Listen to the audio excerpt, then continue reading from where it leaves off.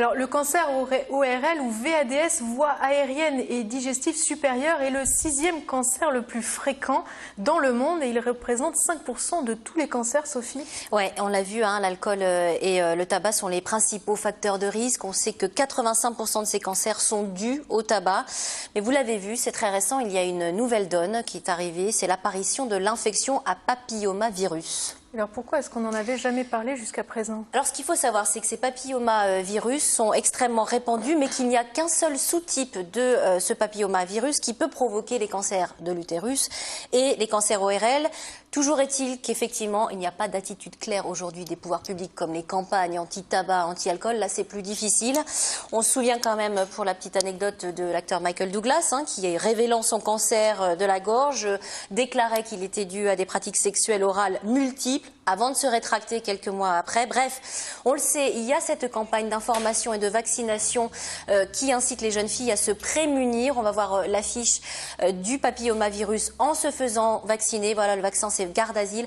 Pour l'heure, malheureusement, on n'a aucun recul sur ce vaccin. On a quand même bon espoir que cette campagne aura un jour un retentissement sur l'incidence de ces cancers ORL qui ne sont pas, je le répète, liés à l'alcool ou au tabac.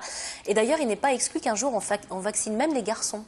Alors, est-ce qu'on a fait des progrès, par contre, en matière de prise en charge des patients? Oui, beaucoup de progrès. L'objectif, quand même, de cette journée d'information à l'hôpital Larrey, c'est d'inciter, comme toujours, au dépistage précoce. C'est quand même le cheval de bataille en oncologie. Aujourd'hui, un tiers des patients qui consultent sont à un stade précoce de la maladie. Alors, pour eux, on établit un traitement exclusif et individuel, radiothérapie ou chirurgie. Et le taux de succès, il faut le dire, aujourd'hui est très encourageant, puisque 8 à 9 patients sur 10 guérissent. Et ça, c'est bien. Et pour ceux qui sont pris trop tard, du coup? Alors, bien sûr, une situation qui concerne 2 tiers des patients aujourd'hui. Les maladies sont souvent très avancées au moment du diagnostic et malheureusement, là, les taux de réussite des traitements sont bien moins bons. Protocole standard, chirurgie, suivi de radiothérapie et derrière, parfois aussi de la chimiothérapie.